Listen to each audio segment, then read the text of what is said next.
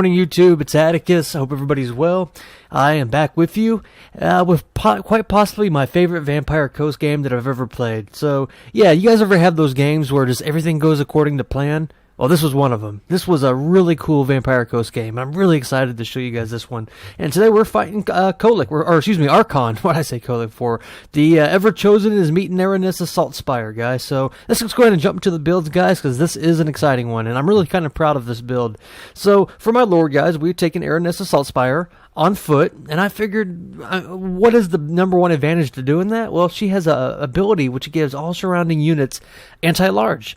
And she gives them a little bit more combat stats as well. But yeah, being able to turn all your zombies, your crabs, pretty much, anybody who stands around here to anti-large is really good, guys. It can't be, I can't stress enough just how much of an advantage that is. And I put her on the ground, guys, just because she's a lesser, a harder target to hit. Because you think about it, the two main Lords Chaos are going to have Archaon or Kolic.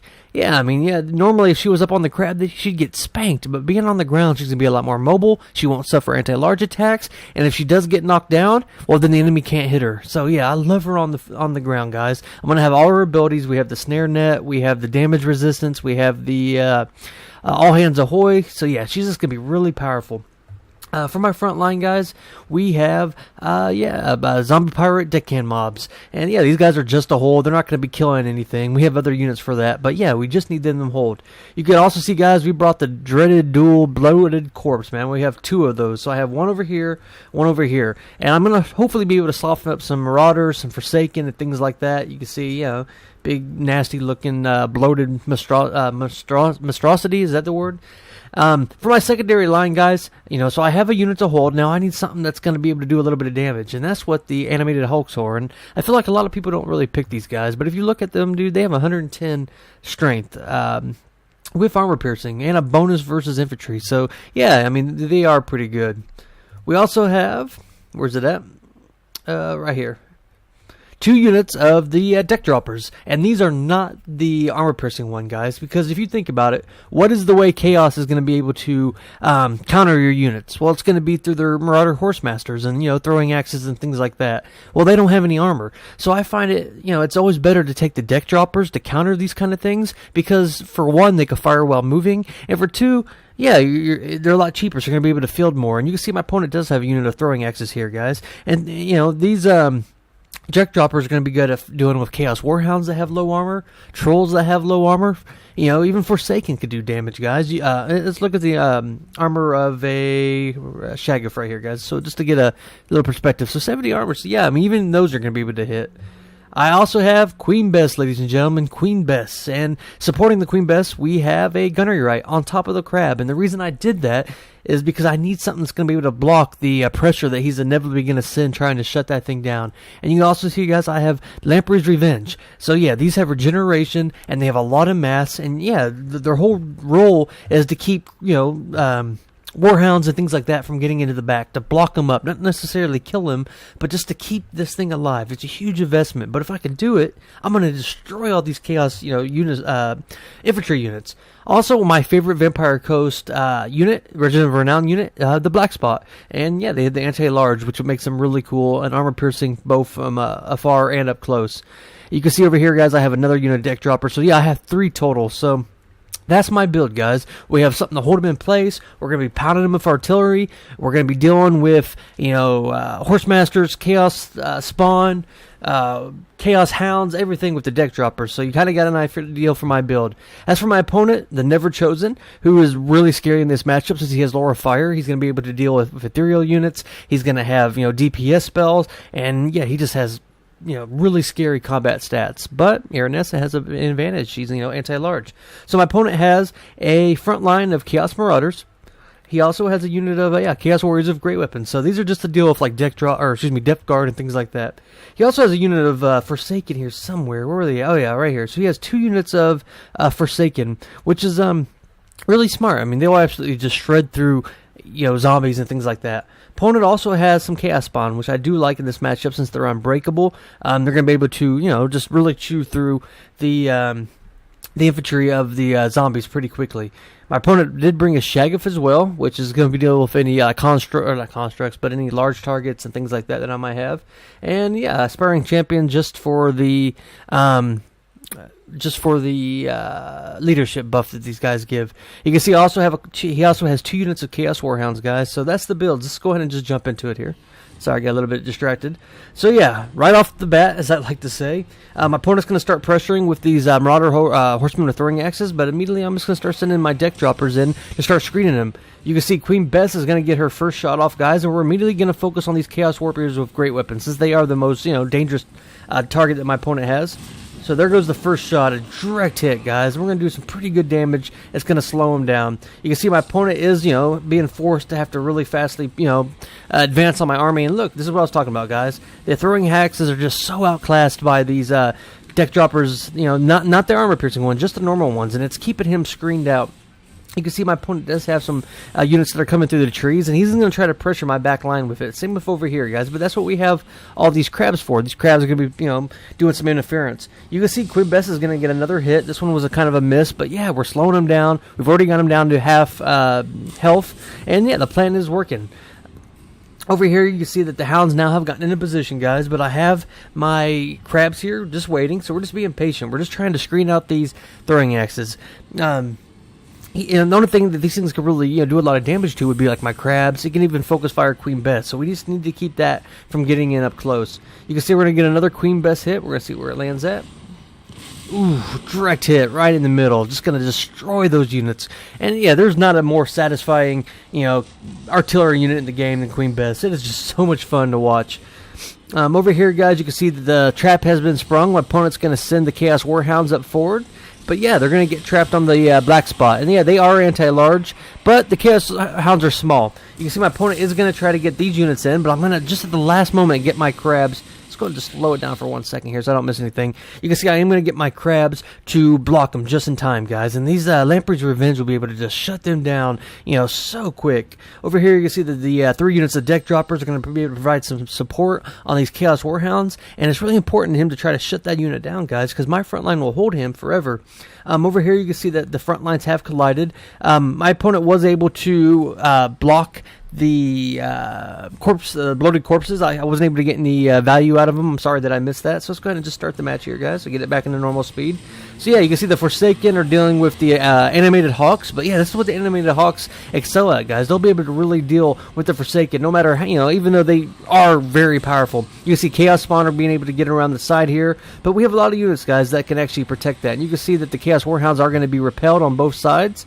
Over here in the main infantry fight, you can see my opponent did cast the Slayer of Kings, Flaming Sword of Ruin. He's just doing everything he can. But yeah, these animated hawks are just absolutely, holding the line. They're just being real MVPs. And you can see this whole time, guys, Queen Bess has just been unloading onto these guys. Over here, you can see that the Shaggoth is in the mix right here, and my opponent is going to get a fireball. But it looks like it's just going to, hit some of his own men and do a little bit of friendly fire. Another direct hit by Queen Bess, just destroying these Chaos Marauders. And over here, guys, you can see some Chaos Spawn are being held by Lamprey's Revenge. But we have Overwatch by the black spot. Over here, every time my opponent tries to get his Chaos Warhounds in, you can see that my deck droppers are just being able to repel them. And my gunnery right is just buffing up Queen Bess by giving it more ammunition and its reload speed. Over here, guys, you can see Aranessa and the Lord of the End Times are just having a little bit of a duel. You can see Archaon is kind of just running away. But yeah, I mean, there it is right there. I'm trying to focus in on it so you guys can see it. She's right there doing her karate kicks, looking kind of cool. But yeah, guys, right now, balance of power is a little bit in my favor. And you can see, no matter what my opponent's done, I've been able to, block his advances towards Queen Bess. And it's just doing so much damage, it's adding up. You can see my opponent does have his throwing axes, who have came back. He's starting to shoot in on the black spot. But hey, that's good value for me. They're a zombie unit, you know what I mean? My opponent is going to be able to get his Chaos Warhounds into the Queen Bess, which is a little bit unfortunate, guys. But, you can see the Shaggoth is where, but Shaggoth is in there as well. But this whole time, Queen Bess has just been, completely, constantly firing. And you can see, guys, we're actually winning the infantry fight. Aranessa is being able to hold her own against Lord of the End Times, and you can see these animated hawks are just absolutely shredded through the defenses of the Chaos. Over here, you can see that we have some Chaos Spawn, guys, but look at their armor, 10. So even these deck droppers are going to be that much more effective at, firing or melting them, and you can see the black spot with their anti-large attacks is also being able to do a little damage to him. Let's go ahead and slow it down again so I can just show you what's going on. You can see the Chaos Warhounds and the Shaggoth, they're focusing in on the actual Queen Bess instead of the units that are firing, and it's allowing me to keep shooting, guys. Over here you can see that these Chaos Spawn are still dealing with Lamprey's Revenge, and this is what they're meant for. Use Lamprey's Revenge to block units. They're not necessarily meant to kill, they're just meant to hold the line. And all meanwhile, you can see that my gunnery right has just been shooting into the back of this Shaggoth. As for the infantry fight, guys, you can see that the animated hawks and the zombies, we are constantly beating chaos troops, at their own game with the support of Queen Bess, and it's just really good. The plan is just working as I foreseed it in my head. See, we're going to have another shot from Queen Bess. We're going to see where it lands at, and I think it's going to land right into the back of these aspiring champions. Another direct hit. Man, that's so satisfying. I love it. You can see now that Archaon is going to get the Spearfisher net, which is going to lower his melee attack, melee defense. And yeah, Aranessa and the animated hawks are just taking him to Pound Town, guys. So over here you can see these Chaos Spawn are going to finally break. I still have a few units of the Black Spot that are alive. And yeah, every time my opponent tries to get in with some of these mobile units, I'm just shooting them, guys. These deck droppers have just really paid for themselves. And look, I mean, the Shaggoth, these Chaos Warhounds have been on this unit for at least 30 seconds, and it just continues to fire, guys. That's just such good value. Over here, you can see the gunnery right is doing his enchanted ballistics, just so I would have a little bit, more reload skill. Queen Bess is going to get another shot off, guys, into these Chaos units that are trying to run away. Looks like we're going to do a little friendly fire, but hey, that's kind of the name of the game. You can see my opponent is going to pull Archaon back, and he's just, investing all his troops into trying to shut Queen Bess down.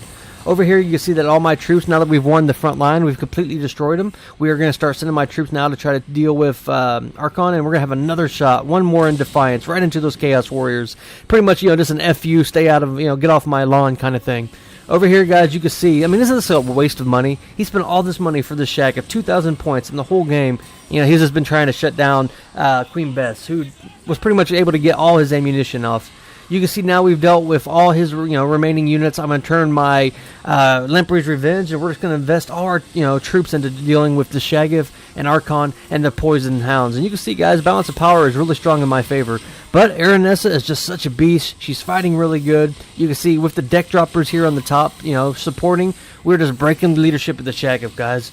Especially with the gunnery right with his 400-something missile damage. You can see that my opponent is going to try to pull away with the Shaggoth. I don't want him returning, so I'm going to net him, guys, which is going to lower his melee defense. We're going to snipe him, and so he won't be, a target that I have to deal with. And you can see, guys, all around the, the edges of the battle, my troops are winning. We're escorting troops off, and now it's just a final duel with Aranessa and the Lord of the End Times. But we have all these angry crabs, and yeah. You can see that my opponent was trying to get some Chaos Marauders back into the battle, but I'm going to use one of my deck droppers to intercept those guys. I'm just trying to keep them away from Archaon. And all meanwhile, these deck droppers are shooting into Archaon, even though they're not going to do a lot of damage since he is shielded and he has a lot of armor. Yeah, guys, Aranessa is just so good. Not to mention how cheap she is, and that's going to be army losses for my opponents. So let's go ahead and look at the in-screen breakdown and talk about some of the keys for my success. There was so many things going on with that game. I kind of missed the bloated corpses, but just to let you know what happened, they ran forward and my opponent was able to intercept them with the Shaggoth. So I didn't get, you can see they both didn't get any kills.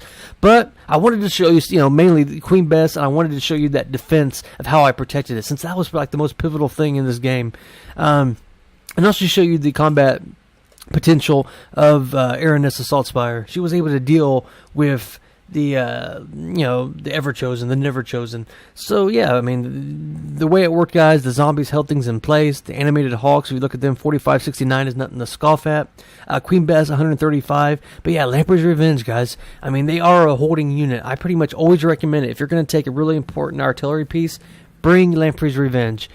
Black Spot always pay for themselves, and the deck droppers. These deck droppers were the true MVPs, and I want you guys to consider you don't always need the handgun. You don't need the armor piercing variants in some matchups because like I showed you, Chaos Spawn had 10 armor. The Warhounds had no armor. We were able to screen out the horsemen. Excuse me, I was gonna say horse masters, and even do some damage to the Dragon Ogre Shaggoth. So. Alright, so yeah, I hope there was so many things going on in that battle, guys, but I hope I showed you the important stuff.